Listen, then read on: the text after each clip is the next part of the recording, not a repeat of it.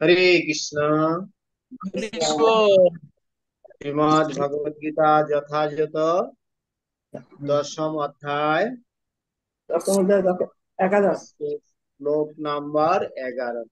একাদশ তো 11। সবাই ভগবদ গীতা নিন, 11 নম্বর শ্লোক লক্ষ্য করুন। আজকে আমাদের ভগবদ গীতার যে চতুশ্লোকী গীতা বলা হয়, তার আজকে অন্তিম শ্লোক 11 নম্বর শ্লোক।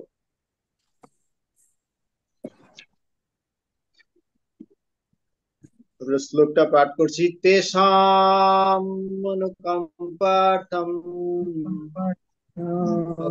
মহম অজ্ঞানজম তম নাশয়ামি আত্মভাবস্তু येन दीपेन भासताम्। तेषामनुकम्पार्थम् अहम् अज्ञानजं तम् नाशयाम्यात्मभावस्तु আত্মভাবস্থ জ্ঞান येन दीपेन भासता।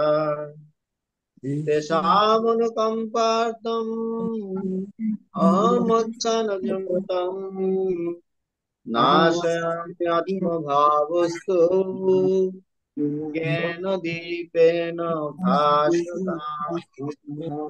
শব্দার্থ তেষাম তাদের, এব অবশ্যই, অনুকম্পার্থম অনুগ্রহ করার জন্য, অহম আমি, অজ্ঞানজম অজ্ঞান জনিত, তম অন্ধকার, নাশয়ামি নাশ করি, আত্ম অবস্থিত হৃদয়ে অবস্থিত হয়ে, দ্বারা জ্ঞান জ্ঞানে দীপেন প্রদীপের দ্বারা ভাসতা উজ্জ্বল। শ্রীল প্রভুপাদিত প্রাঞ্জল অনুবাদ এবং তাৎপর্য। জগৎগুরু শ্রীল প্রভুপাদ কি জয়। তাদের প্রতি অনুগ্রহ করার জন্য আমি তাদের হৃদয়ে অবস্থিত হয়ে উজ্জ্বল জ্ঞান প্রদীপের দ্বারা অজ্ঞান জনিত অন্ধকার নাশ করি। আমি তাদের হরে কৃষ্ণ। ইসলাম অনুবাদ। তাদের প্রতি অনুগ্রহ করার জন্য জন্য আমি আমি তাদের হৃদয়ে অবস্থিত হয়ে উজ্জ্বল জ্ঞানরূপ প্রদীপের দ্বারা জ্ঞান অজ্ঞানজনিত অন্ধকার নাশ করি।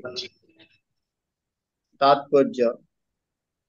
শ্রী চৈতন্য মহাপ্রভু যখন বারাণসীতে হরে কৃষ্ণ কৃষ্ণ কৃষ্ণ হরে হরে, হরে রাম রাম রাম হরে হরে কীর্তন করে প্রচার করছিলেন, তখন হাজার হাজার লোক তার অনুগামী হয়েছিল। বারাণসীর অত্যন্ত প্রভাবশালী পণ্ডিত প্রকাশানন্দ সরস্বতী তখন চৈতন্য মহাপ্রভুকে ভাবুক বলে উপহাস করেছিলেন।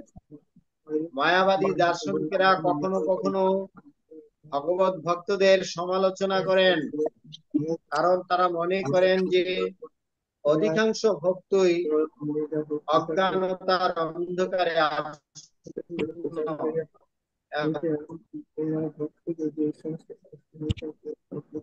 এবং তত্ত্ব দর্শনে অনভিজ্ঞ ভাবুক নয়। অনেক ভক্তি তত্ত্ব দর্শনের উপস্থাপনা করে ভক্তি যুগের শ্রেষ্ঠত্ব প্রচার করিয়ে গেছেন, কিন্তু এমনকি কোনো ভক্ত শাস্ত্র গ্রন্থাবলী অথবা তার গুরুদেবের সাহায্য গ্রহণ না করেও যদি ঐকান্তিকতার সঙ্গে ভক্তি যুগে ভগবানের সেবা করেন, তাহলেও শ্রীকৃষ্ণ তাকে অন্তর থেকে সহায়তা করেন। সুতরাং ভাবনা নিযুক্ত নিষ্ঠাবান ভক্ত কখনই তত্ত্ব হরে জ্ঞান কৃষ্ণ।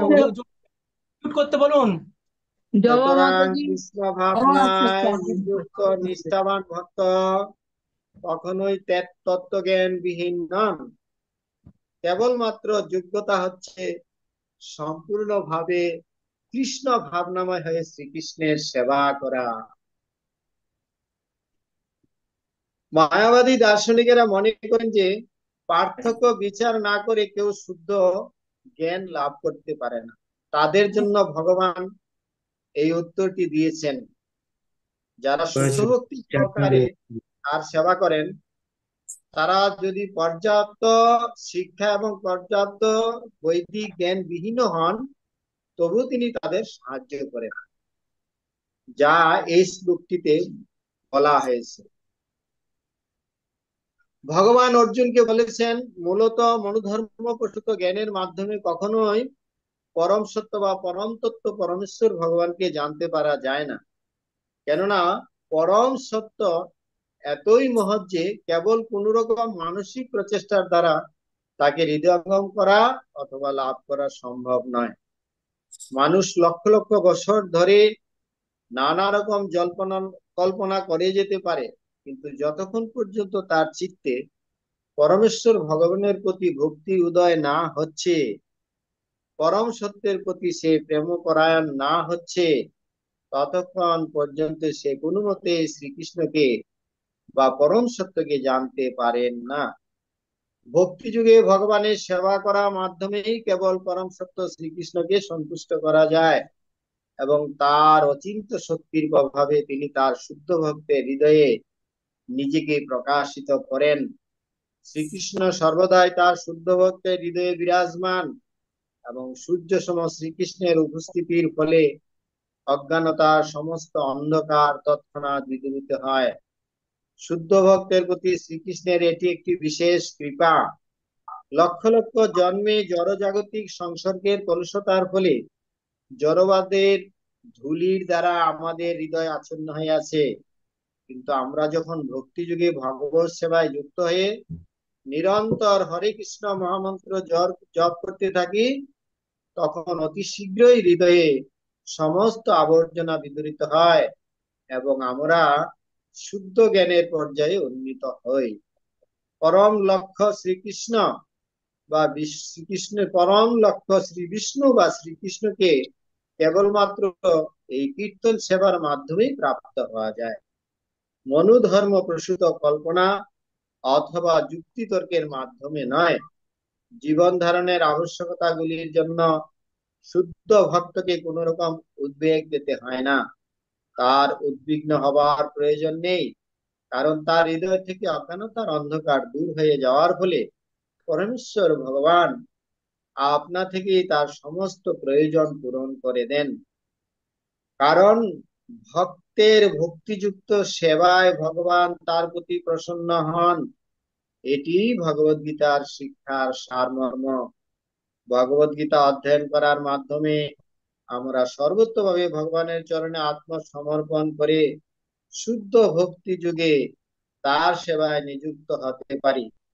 ভগবান যখন আমাদের দায়িত্ব গ্রহণ করেন, তখন আমরা সব রকম জাগতিক প্রচেষ্টা থেকে মুক্ত হই। এখানে শ্রীল প্রভুপাদের প্রাঞ্জল তাৎপর্য সমাপ্ত। এবার যদি কেউ বিষয়বস্তু বিশ্লেষণ করতে চান, করতে পারেন, তাহলে খুব ভালো হয়। না আমি করবো, না আপনাদের মধ্যে কেউ বিশ্লেষণ করবেন? ঠিক আছে। তো এই শ্লোকগুলা খুব গুরুত্বপূর্ণ শ্লোক। প্রভু কালকে আলোচনা করেছেন পূর্ববর্তী শ্লোক, তার পূর্বে আরো দুইটি শ্লোক। তো তার প্রথম শ্লোকটা হচ্ছে, ভাগবতে যেরকম চারটা গুরুত্বপূর্ণ শ্লোক ভগবান শ্রীকৃষ্ণ ব্রহ্মাকে দিয়েছিলেন, সেটা দ্বিতীয় স্কন্ধের নবম অধ্যায়ের কত থেকে 30 থেকে না কত থেকে চারটা শ্লোক আছে। অহম গ্রে, এরকম চারটা শ্লোক। এরকম ভগবত গীতাতেও ভগবান শ্রীকৃষ্ণ এই ভগবত গীতার 10ম অধ্যায়ে এই চারটি খুব গুরুত্বপূর্ণ শ্লোক, সমস্ত গীতার সারবস্তু এখানে তিনি আলোচনা করেছেন।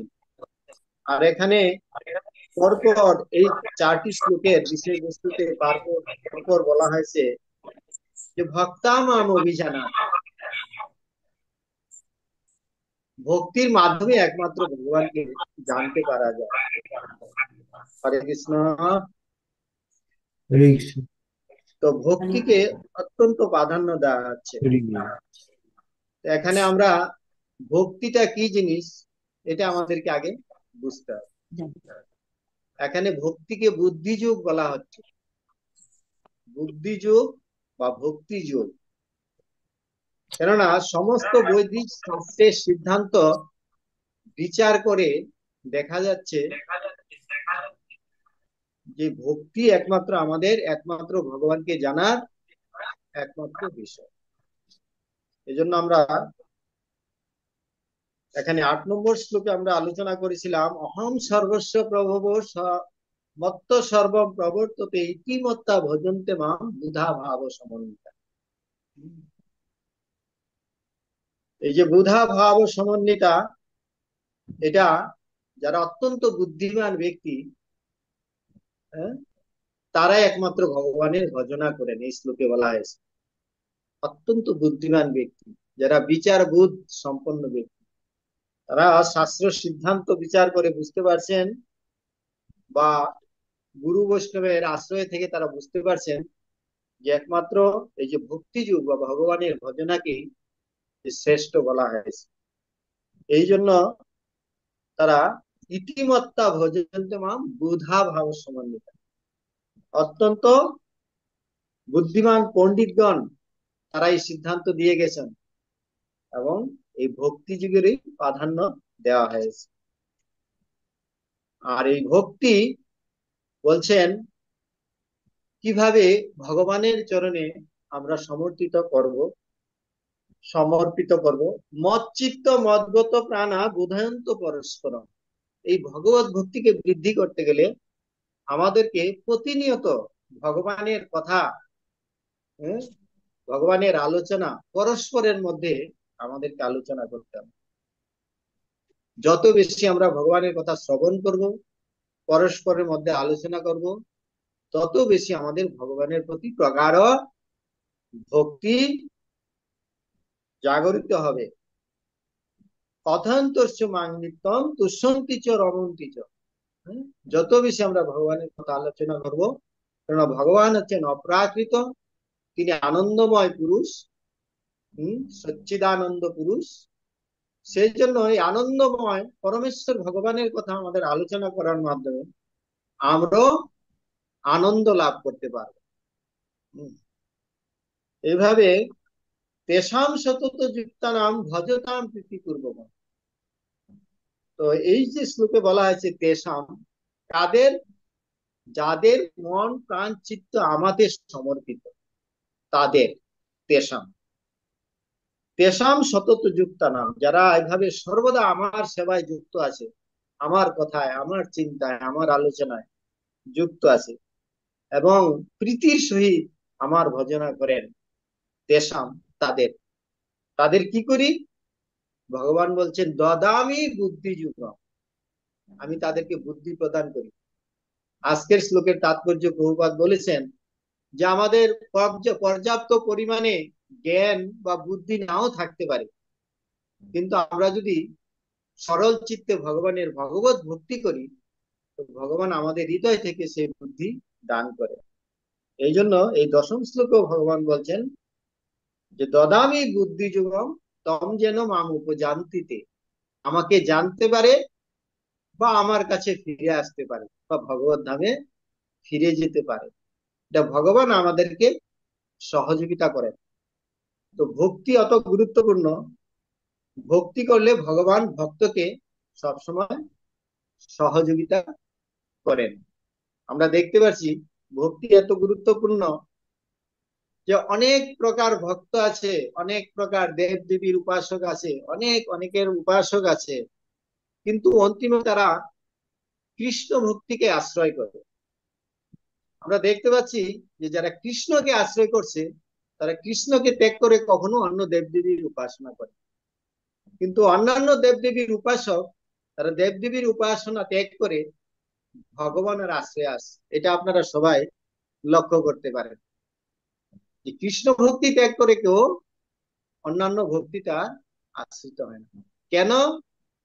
ভগবান তাকে হৃদয় থেকে অনুপ্রেরণা যোগান করে যে এই হচ্ছে আমাদের অন্তিম লক্ষ্য, এটাই আমাদের সিদ্ধান্তের সার, এটাই হচ্ছে শাস্ত্রের সার, ভগবত ভক্তি। এই ভক্তিকে প্রতিষ্ঠা করার জন্য প্রভুপাদ ভগবত গীতার প্রত্যেকটি অধ্যায়ের, প্রত্যেকটি শ্লোকের, প্রত্যেকটি তাৎপর্যে এই ভক্তি কথাটি উল্লেখ করেছেন। এবং এই ভগবত গীতাতে কোথাও এই হরে কৃষ্ণ মহামন্ত্রের উল্লেখ দেখা যাচ্ছে না, কিন্তু প্রভুপাদ প্রায় শ্লোকেই এই হরে কৃষ্ণ মহামন্ত্রকে যুক্ত করেছেন। কেননা ভগবানের যারা শুদ্ধ ভক্ত, যারা ভগবানের প্রতিনিধি, তারা জানেন যে এই শাস্ত্র গ্রন্থ অধ্যয়নের আমাদের মূল উদ্দেশ্য যে সত্য ত্রেতা দাপর কলি চারি যুগে চারি ধর্ম জীবেরও কারণ। চারি যুগে চারি ধর্ম জীবেরও কারণ। চারি যুগে চারি ধর্ম কি? সত্যতে তপস্যা, ত্রেতাতে যজ্ঞ, দাপরে অর্জন, আর কলিতে নাম সংকীর্তন। এগুলি সমস্ত শাস্ত্রের সিদ্ধান্ত রয়ে গেছে। যেমন আমরা দেখতে পাচ্ছি ভাগবতে প্রমাণ রয়ে গেছে যে কলিযুগে যে নাম সংকীর্তন, সেখানে আলোচনা করা হয়েছে একটা শ্লোকে, কৃষ্ণ বর্ণম তৃষা কৃষ্ণম সাঙ্গ পাঙ্গাস্ত্র পার্শ্বদম যজ্ঞই সংকীর্তনই প্রায়র যজন্তি সমদেশ। এই যে চৈতন্য মহাপ্রভু কলিযুগে আসবেন এবং কলিযুগের যে একমাত্র নাম সংকীর্তন, যজ্ঞই সংকীর্তনই কলৌ, এই কলিযুগে যজ্ঞই সংকীর্তন প্রায়র যজন্তি সুমেধস, যারা সুমেধা বুদ্ধিমান ব্যক্তি, অত্যন্ত বিচারবোধ পরায়ণ ব্যক্তি, তারা কলিযুগে এই নামের আশ্রয় গ্রহণ করে। এত কিছু সিদ্ধান্ত থাকা সত্ত্বেও আমরা দেখতে পাচ্ছি এই কলিযুগে অনেক মানুষ অনেক কিছু করতে চায়, ধ্যান করতে চায়, তপস্যা করতে চায়, বিভিন্ন রকম পূজা অর্চনা, কত রকম কত কিছু করতে চায়, কিন্তু তারা বুঝতে পারে না যে কলিযুগে আমাদের যে কি করণীয়। এই জন্য আমাদের সাধুগুরু বৈষ্ণবের আশ্রয় নিতে হবে, কেননা ওনারা সমস্ত শাস্ত্রের সিদ্ধান্ত জানেন। আমরা দ্বিতীয় অধ্যায়ের 7 শ্লোকে ওইখানে তদ্বিদ্ধি প্রণিপ্রাতেন পরিপ্রস্তন সেবয়া উপদেক্ষন্তি তে জ্ঞানম জ্ঞানীন তত্ত্বদর্শিন। এই যে সাধুগুরু বৈষ্ণবের চরণে যদি আমরা আত্মসমর্পিত না হই, তাহলে আমরা এই তত্ত্ব কখনো জানতে পারবো না। নিজেরা কখনো শাস্ত্র সিদ্ধান্ত ঘেটে মূল বিষয়বস্তু বার করা যাবে না এবং খুব কঠিন। যেমন একটা দুধ, দুধ একটা খুব উপাদেয় বস্তু। আপনারা দুধ পান করেছেন, কত সুন্দর দুধ, কিন্তু দুধের মধ্যে যে কত কিছু আছে, হ্যাঁ, এটা আমরা তা মন্থন করলে উপলব্ধি করতে পারি। এই দুধ থেকে আমরা কি পাচ্ছি? মাখন পাচ্ছি, ঘি পাচ্ছি। হ্যাঁ, এই দুধ থেকে আমরা কত কিছু প্রয়োজনীয় উপাদায় বস্তু আমরা সংগ্রহ করতে পারছি। এরকম শাস্ত্র হচ্ছে একটা, আর ভাগবতে বলা আছে নিগম কল্পতরুর গলিত ফলম সুখমুখাদ অমৃতম দ্রব সংযুতম পিবত ভাগবতম রসমালয়ম মুহুর মুহুর রসিকা ভুবি ভাবুকা। ভুবি ভাবুকা, এই যে অত্যন্ত ভগবানের যে শুদ্ধ ভক্তগণ, তারা এই বৈদিক শাস্ত্রের সিদ্ধান্ত তারা আহরণ করে আমাদেরকে দান করতে পারেন। এবং এই সমস্ত বৈদিক শাস্ত্রকে একটা কল্প বৃক্ষের সাথে তুলনা করা হয়েছে। আর সেই বৃক্ষের সুপক্ষ ফল হচ্ছে এই ভগবত ভক্তি বা এই ভাগবত। ভাগবত হচ্ছে ভগবান এবং তার ভক্তের সমস্ত আলোচনা। এই ভাগবত তত্ত্ব বিজ্ঞান জানার জন্য 3টা স্টেপ আছে: সম্বন্ধ, অভিদয়, প্রয়োজন। সম্বন্ধ জ্ঞান, অভিদয় জ্ঞান আর প্রয়োজন। সম্বন্ধ মানে ভগবানের সাথে আমাদের কি সম্পর্ক আছে, এটাকে বলা হয় সম্বন্ধ। ভগবানের সাথে আমাদের কি সম্বন্ধ আছে? ভগবানের সাথে আমাদের সম্বন্ধ আছে যে জীবের স্বরূপ হয় কৃষ্ণের নিত্য দাস। ভগবান হচ্ছেন প্রভু, আমরা হচ্ছি তার দাস। ভগবান হচ্ছেন বিভু, আমরা হচ্ছি অনু। ভগবান গীতাতে বলছেন মামুই বাংশ জীবলোকে জীবভূতা সনাতন। ভগবান পরম সনাতন, আমরা সেই সনাতনেরই অংশ, সনাতন অংশ জীব। তো ভগবানের সাথে আমাদের সম্পর্ক জ্ঞান, এটা ভগবদ গীতার প্রারম্ভে দ্বিতীয় অধ্যায়ে বিস্তারিত ভাবে আলোচনা করা হয়েছে যে আমি এই দেহ নই, আত্মা। এটা হলো প্রথম জ্ঞান। আমাদের প্রথম জানতে হবে আমরা এই দেহ নই, আমরা হচ্ছি আত্মা। তাহলে এইটুকু জানলে হবে না, আরেকটু জানতে হবে আত্মা তাহলে কি। আত্মা হচ্ছে পরমাত্মার অংশ, বা ভগবান হচ্ছেন প্রভু, আমরা হচ্ছি তার দাস। এইটুকু জান, এইটুকু জানলে হবে না। আমি যে ভগবানের দাস, আমি যে ভগবানের সেবক, সেটা জানলেই সম্পূর্ণ নয়। হ্যাঁ, আমাকে তার সেবায় যুক্ত হতে। তাহলে তাহলে আমি যদি জানতে পারি আমি তার সেবক, হ্যাঁ, তিনি আমার প্রভু, তাহলে আমাকে তাকে সন্তুষ্ট করার জন্য তার সেবায় যুক্ত হতে হবে। এই সেবাটা হচ্ছে সবচেয়ে গুরুত্বপূর্ণ জিনিস। আর সেবা করে কি লাভ, সেটা তো আমাদের একটা প্রশ্ন, যে সেবা আমি কেন করব।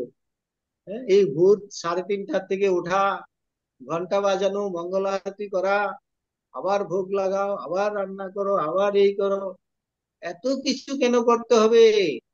হ্যাঁ, তাহলে কেন করতে হবে? এটা, এই ভক্তিটাই হচ্ছে আমাদের পরম প্রয়োজন। কেননা এই ভক্তির মাধ্যমে আমরা ভগবানকে সন্তুষ্ট করতে পারি। আর এই ভক্তি করলে আমাদের কি লাভ? যে নামে রুচি হইলে প্রেমের উদয়, নামে রুচি হইলে প্রেমের উদয়, প্রেমেতে হরিকে পাই। আমাদের পরম প্রয়োজন হচ্ছে কৃষ্ণকে পাওয়া। কৃষ্ণকে পেলে আমাদের কি লাভ? আমাদের লাভই লাভ। কৃষ্ণকে পেলে আমাদের আর কোনো কিছু পাওয়ার বাকি থাকে না। যারা ভক্তিকে আশ্রয় করছেন, যারা ভক্তিকে আশ্রয় করছেন, তারা অন্য কিছু আর প্রয়োজন হয় না। এটা আমরা পূর্ববর্তী অষ্টম অধ্যায়ের লাস্ট শ্লোকে আমরা আলোচনা করেছি। পূর্ববর্তী অষ্টম অধ্যায়ের লাস্ট শ্লোক, যে ভক্তি করলে অন্য কিছু ফলের থেকে আমরা বঞ্চিত হব না। বেদেষু যজ্ঞেষু তপেষু চৈব দানেষু যৎপূর্ণ ফলম প্রদিষ্ট অত্যেতি তৎসর্ববিদম বিদিতা স্থানম উপৈতি চাদ্দম। তারপরে প্লাস শব্দটা কি? অষ্টম অধ্যায়ের আর যোগী পরম স্থানম উপৈতি চাদ্দম। ভক্তি যোগ অবলম্বন করলে তুমি কোনো ফলেই বঞ্চিত হবে না। এটা অষ্টম অধ্যায়ের লাস্ট শ্লোক, 28 নম্বর শ্লোক, যে ভক্তি যোগ অবলম্বন করলে তুমি কোনো ফলেই বঞ্চিত হবে না। বেদ পাঠ, যজ্ঞ অনুষ্ঠান, তপস্যা, দান আদি যত প্রকার জ্ঞান কর্মের ফল আছে, সে সমস্ত ফল তুমি এই ভক্তি যোগ দ্বারা লাভ করতে পারবে এবং অন্তিমে পরম ধাম প্রাপ্ত হবে। এরকম বিভিন্ন জায়গায় এই ভক্তির সিদ্ধান্ত দেওয়া হয়েছে। আজকের শ্লোকে আরো গুরুত্বপূর্ণ জিনিস দেওয়া হয়েছে, যে তেষাম সতত যুক্তানাম। তেষাম মানে আমি তাদের, কাদের? যারা সতত যুক্তানাম, যারা সর্বদা আমার সেবায় যুক্ত আছে, তেষাম সতত যুক্তানাম ভজতাম প্রীতিপূর্বকম না তেষাম অনুকম্পার্থম। এই শ্লোকটা হচ্ছে, আজকের শ্লোকটা হচ্ছে তেষাম অনুকম্পা। তেষাম সতত যুক্তানাম, ওই তাদের প্রতি যারা সতত ভগবানের সেবায় যুক্ত আছেন, তেষাম অনুকম্পার্থম, তাদের প্রতি আমি অনুগ্রহ করি। অনুগ্রহ করে মানে কি? অনুগ্রহ মানে তাদের আমি সহায়ক হই, তাদেরকে আমি সহযোগিতা করি। এবং অজ্ঞানজং তম। আমাদের যদি হৃদয়ে কিছু অজ্ঞান থাকে বা জ্ঞানের অভাব থাকে, তাহলে ভগবান কি করেন? আমাদের সেই অজ্ঞানকে দূর করে নাশয়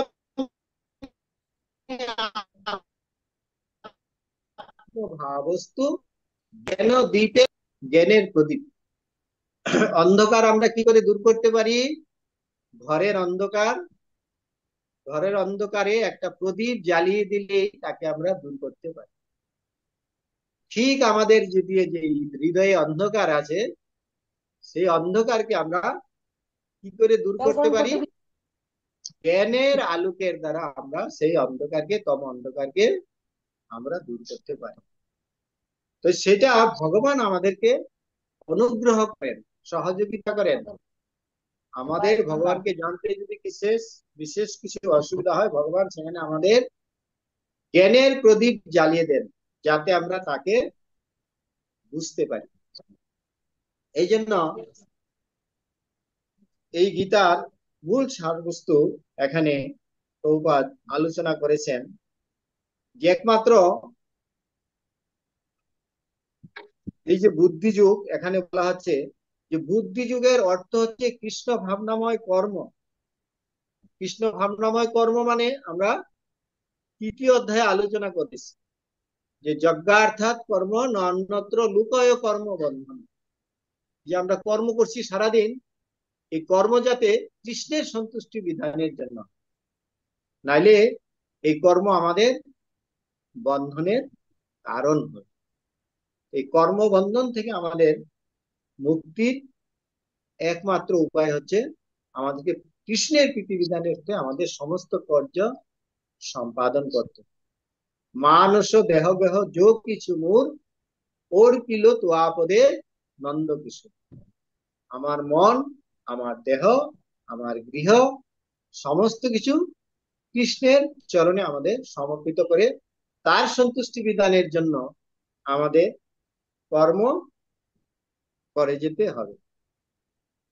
তো মহাপ্রভু আমাদেরকে এই কলিযুগে উদ্ধারের জন্য বিশেষ সুযোগ প্রদান করে গিয়েছেন। এই জন্য মহাপ্রভুকে মহাবদান্য অবতার বলা হয়। তার প্রণাম মন্ত্র আমরা জানতে পারছি, নমো মহাবদান্যায় কৃষ্ণ প্রেম পদায়ত কৃষ্ণায় কৃষ্ণ চৈতন্য নামে গৌর কৃষ্ণ নাম। নমো মহাবদান্যায়, কেন মহান দাতা তিনি। কি মহান দাতা, কি এমন মহান জিনিস তিনি দান করেছেন? কৃষ্ণ প্রেম পদায়, কলিযুগে তিনি এই কৃষ্ণ প্রেম প্রদান করে গেছেন। পঞ্চম পুরুষার্থ কৃষ্ণ প্রেম।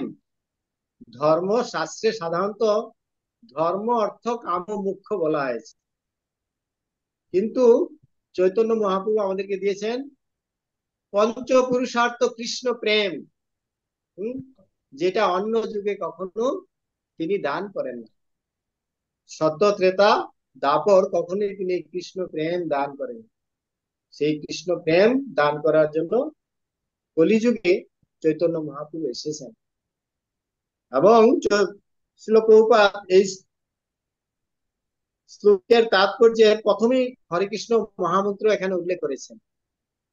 কেন? এখানে কেউ প্রশ্ন করতে পারে যে এখানে হরে কৃষ্ণ মহামন্ত্র কোথা থেকে আসলো? এখানে তো শ্লোকে হরে কৃষ্ণ মহামন্ত্র কিছু নেই।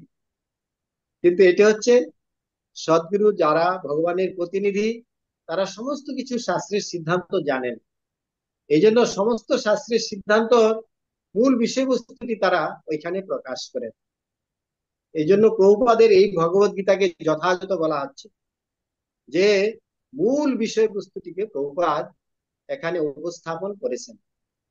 কেননা সেটা শাস্ত্রের সিদ্ধান্ত দেওয়া হয়েছে যে হরে কৃষ্ণ মহামন্ত্র কেন বলবেন। যেমন আমরা হরে কৃষ্ণ কৃষ্ণ কৃষ্ণ হরে হরে, হরে রাম রাম রাম হরে হরে, এটা কোথা থেকে আসলো? ইতি সুরসক নাম নাম কলিকলমশ নাশনম নত পরতর উপায় সর্ববিদেশু দৃশ্যতে। এটা আপনার কলি সন্তরণ উপনিষদ, এই কলি সন্তরণ উপনিষদে এই কথাটি আছে যে 16 নাম 32 অক্ষর যে একমাত্র কলিযুগের মূল বিষয়, যে কলিযুগে উদ্ধারের নত পরতর উপায়, কলিযুগে উদ্ধারের এসে আর বড় উপায় আর কিছু নেই। এইভাবে শাস্ত্রের সিদ্ধান্ত দেওয়া হয়েছে। এইভাবে কলিযুগের যুগ, যে যুগ ধর্ম নাম সংকীর্তন, চারি যুগে চারি ধর্ম জীবেরও কারণ, কলিযুগে যুগ ধর্ম নাম সংকীর্তন। অতএব কলিযুগে নাম যজ্ঞ সার, অন্য কোনো ধর্ম করলে নাহি হয় পার। কলিযুগে অন্য কোনো ধর্ম করলে আমাদের উদ্ধারের উপায় নেই, কলিযুগে নাম যজ্ঞ সার। এখানে প্রভুপাদ তাৎপর্যে দ্বিতীয় প্যারাতে একটা জিনিস উল্লেখ করেছেন, শুদ্ধ ভক্তের হৃদয়কে নিজেকে তিনি প্রকাশ করে থাকেন। যে ভগবানকে যদি আমরা নাও জানতে পারি, কিন্তু ভগবান আমাদের হৃদয়ে তিনি নিজেকে প্রকাশ করেন। যেমন রাতের অন্ধকারে আমরা সূর্যকে দেখতে পাই না, কিন্তু সূর্য যদি আমাদেরকে সদয় হয়ে দর্শন দান করেন, তখনই আমরা তাকে দেখতে পাই। তো এরকম বিভিন্ন রকম যাগ যজ্ঞ তপস্যা ধ্যানের মাধ্যমে আমরা কখনো ভগবানকে দর্শন করতে পারবো না, কিন্তু আমাদের ভক্তিতে ভগবান সন্তুষ্ট হয়ে তিনি আমাদের হৃদয়ে তিনি নিজেই প্রকাশিত হন। এটা হচ্ছে ভগবানের অশেষ অনুগ্রহ, অনুকম্পা। তিনি নিজেকে প্রকাশিত করেন। শ্রীকৃষ্ণ সর্বদাই তার শুদ্ধ ভক্তের হৃদয়ে বিরাজমান। ভগবান আমাদের হৃদয়ে সবসময় আছেন, কিন্তু আমরা তাকে বুঝতে পারি। যখন আমরা এই প্রগাঢ় ভক্তির মাধ্যমে ভগবানের আরাধনা করব, ভগবানের সেবা করব, তখন ভগবান আমাদেরকে তিনি নিজেকেই হৃদয়ে আমাদেরকে প্রকাশ করাবেন। এটা হচ্ছে একটি ভক্তের প্রতি ভগবানের একটি বিশেষ কৃপা। এইভাবে ভগবান ভক্তকে কৃপা করেন। তো এখানে আরো আলোচনা করা হয়েছে, এখানে মায়াবাদীদের সম্বন্ধে আলোচনা করা হয়েছে, যে চৈতন্য মহাপ্রভু সম্বন্ধে মায়াবাদী সন্ন্যাসীরা অনেক মন্তব্য করেছিলেন। তো চৈতন্য মহাপ্রভুকে ভাবুক বলে উপস্থাপন করেছিলেন, কিন্তু তারা অনেক সময় মায়াবাদীরা ভগবত ভক্তকে বুঝতে পারেন, আলোচনা করেছেন।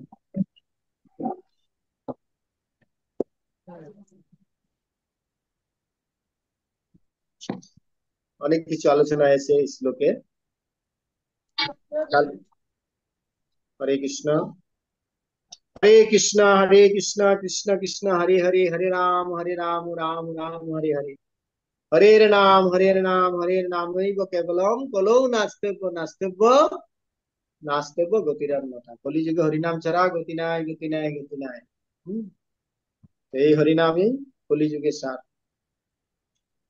আজকে আমরা এখানে ভগবত গীতার আলোচনা রাখলাম। আপনাদের কারো কোনো যদি প্রশ্ন মন্তব্য আলোচনা থাকে বলতে পারেন। হরে কৃষ্ণ। আপনাদের এবার মোবাইলের মিউট খুলে যা কিছু বলতে পারেন। হরে কৃষ্ণ প্রভু প্রণাম। হরে কৃষ্ণ প্রভু প্রণাম। বলছি আচ্ছা, আমরা জানি যে শাস্ত্র গ্রন্থ। হ্যাঁ, একজন বলুন, অন্য কেউ কথা বলবেন না। আমরা জানি যে শাস্ত্র বা গুরুদেব ছাড়া, মানে সাধুগুরু ছাড়া ভগবানকে ভক্তি করা যায় না। তো এখানে তাৎপর্যে একটা লাইন দিয়েছে যে কিন্তু এমনকি কোনো ভক্ত শাস্ত্র গ্রন্থাবলী অথবা গুরুদেবের সাহায্য গ্রহণ না করেও যদি হ্যাঁ, এটা বলা হয়েছে এখানে, যে সরল চিত্ত শুদ্ধ ভক্তির উদাহরণ দেওয়া হয়েছে।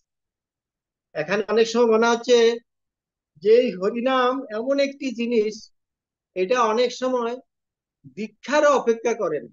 হ্যাঁ, যে ভগবত ভক্তি কারো হৃদয়ে জাগরিত করার জন্য যদি সরল চিত্তে কেউ ভগবানের ভক্তি করে, তাহলে সেটা ভগবত দীক্ষারও অপেক্ষা করে না। এটা এটা চৈতন্য চরিতামৃতে আলোচনা করা হয়েছে যে দীক্ষারও অপেক্ষা করেন।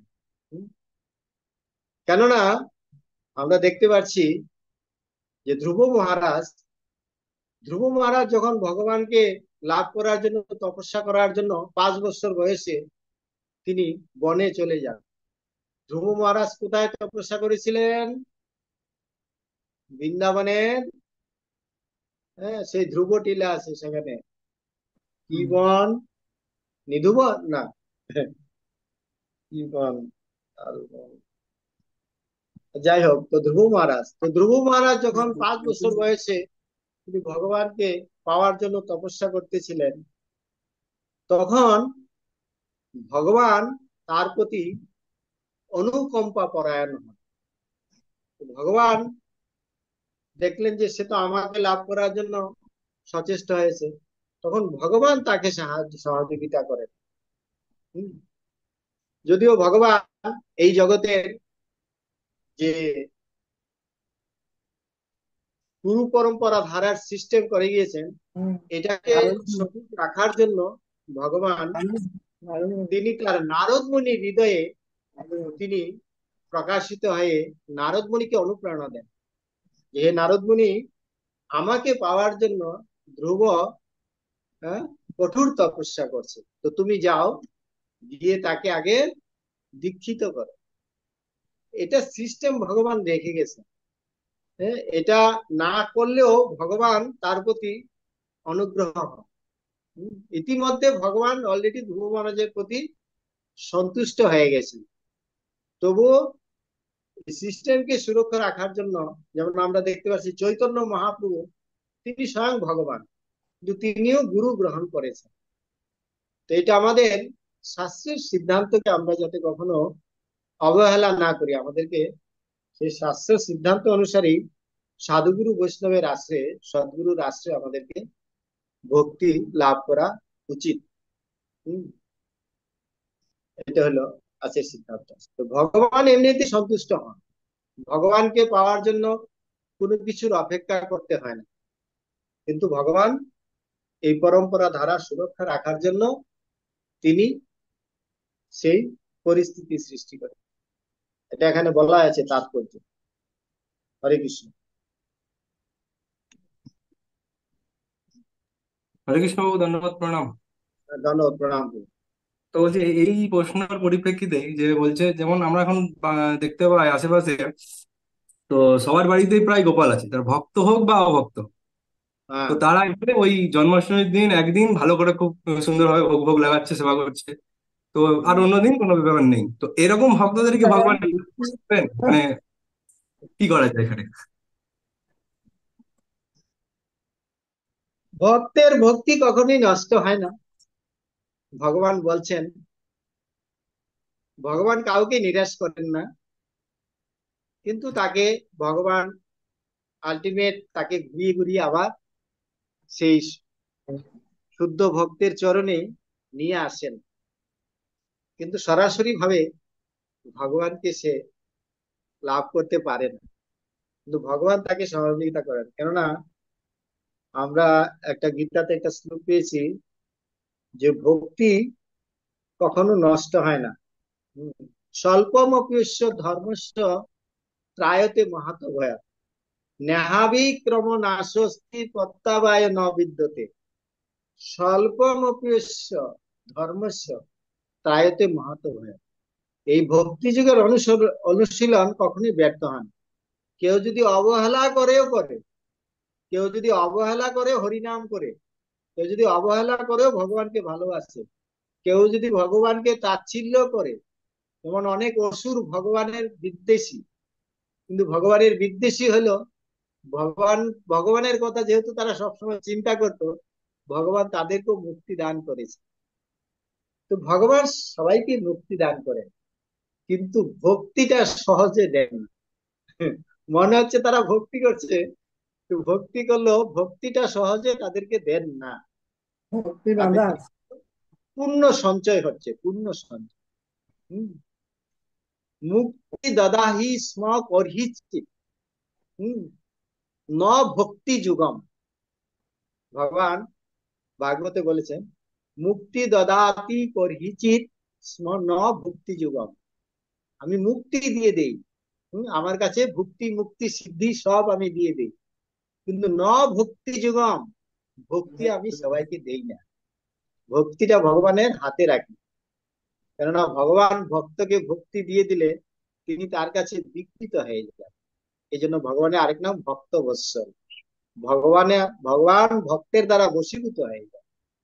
তো ওইখানে কিছু সুকৃতি দেন, সুকৃতি, সেগুলি সুকৃতি জমতে জমতে, কেননা সুকৃতি নষ্ট হয় না, সেখানে কিছু সুকৃতি লাভ করে তারা যদিও গোপালের সেবা করছে, ওই দিন ভগবানকে স্নান করাচ্ছে, অনেক কিছু করছে, তো সেখানে তাদের সুকৃতি দেন।